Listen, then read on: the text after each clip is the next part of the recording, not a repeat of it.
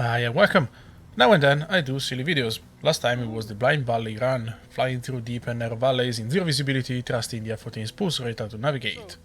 I loved it. My pilot perhaps a bit less. Okay. God, I hate this. I fucking hate this, okay?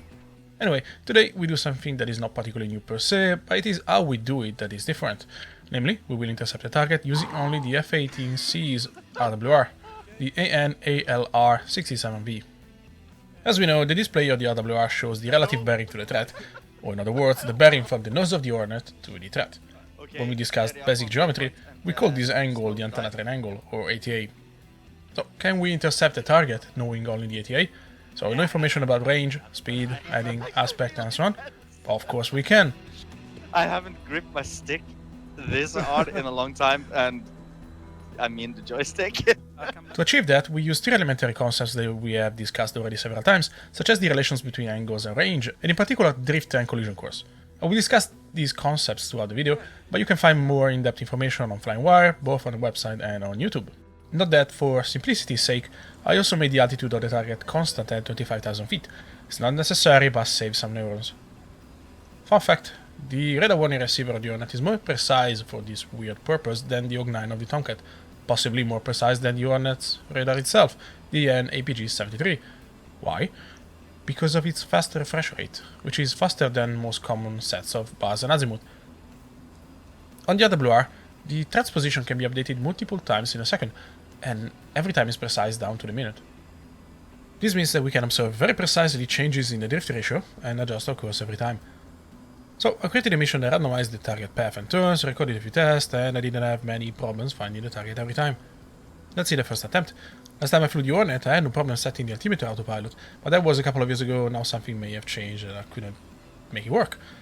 By the way, I used my shoulder-mounted stick, which is sitting behind me, and there are no dead zones set, so I apologize for the wobbling. Every scenario starts with the target flying almost straight for a few miles, then turning into some direction, possibly multiple times. I have no idea where it will go though. The modus operandi for these intercepts is the same. Wait for a return on the RWR, assess the drift, turn to achieve collision course, and scan for tally. That's it, it's that simple. You can do the very same thing with the AI AWACS or any agency that can provide some angles.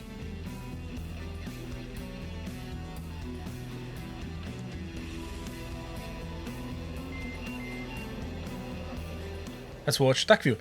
As you can see, this case was a bit unfortunate, as the target turned into me at fairly close range, resulting in an head-on situation. I suppose it can work for a front quarter Fox 2, but this was not my goal. So, not happy. Let's see the next one. Second attempt. Whilst it runs, let's refresh some of the basic stuff that we may already be familiar with. Collision course locks the angles, so to speak. The target will not move from its relative position as the range decreases. In other words, if I had unlimited vision, once I capture the angles, I would not see the target's appearance change in any way besides size, until eventually we would crash into each other. Drift instead is present when the incoming object is not on collision course, and it's quite easy to spot. For example, if you start seeing the sides of such an object, then it is drifting. Back to the video. In this case it went much better, as I was able to approximate a rather close displacement turn into a terrible stern conversion.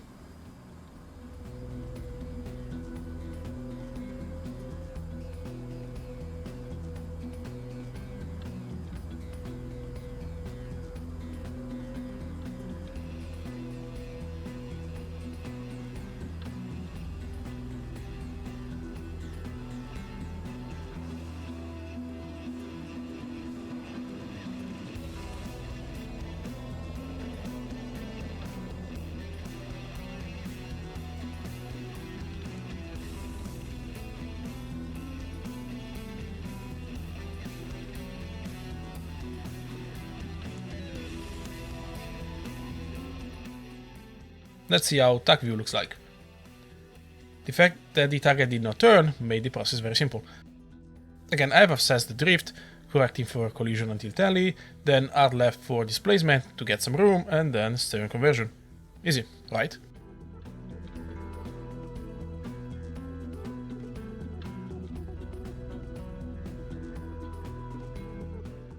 By the way, I didn't know that the Hornet bleeds speed so easily, and wow, I didn't expect that. Anyway, onwards to example 3. This was a tricky one. The target started as usual and I corrected the drift, then it suddenly disappeared. Panic. A few seconds later it reappeared in left ATA, so I assume it turned towards his right.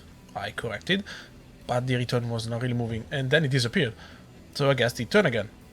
I then stopped for a minute, processing and waiting to see if the target came back. It took a while since the hamster in my brain were low on caffeine, so I decided to accelerate slightly.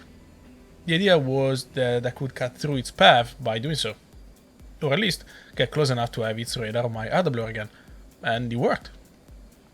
To be honest, I was about to call it a day when it popped up again, but eventually I turned into collision until tally as usual and completed the intercept. This example shows why going pure on the RWR return does not always work. As the cut reaches a certain amount, going pure would mean sliding to the side of the target, thus losing it from the RWR. We can work for a radar, but in this silly experiment using drift and collision works better.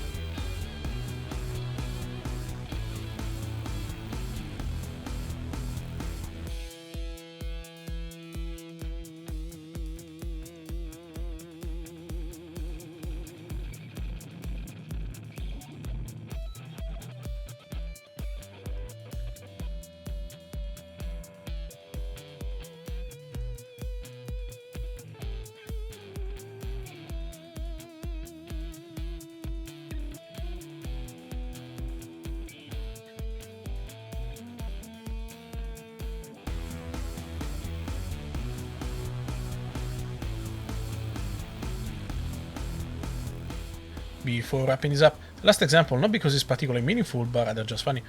It started as usual, then the target turned into me, I lost it and decided to turn into the target. I thought the separation was greater. No luck, eventually I decided to turn cold, and as I was about to pull the plug, there he is. And trust me on this, folks, I have definitely planned this.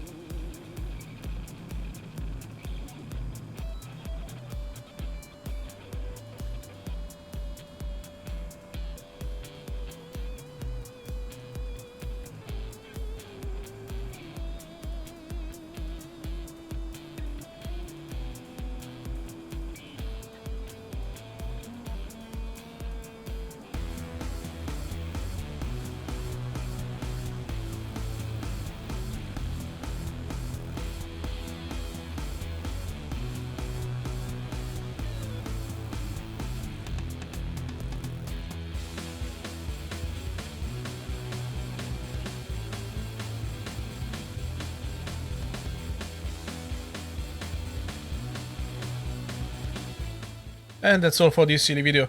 Besides the nonsense on intercepting targets using only the radar-only receiver, I hope you have noticed how some concepts resurface times and times again. In fact, you can use the same modus operandi and apply it to radars, or even the AI AWACS or AW, and achieve much better results thanks to the additional information I provide. Thanks for watching and take care.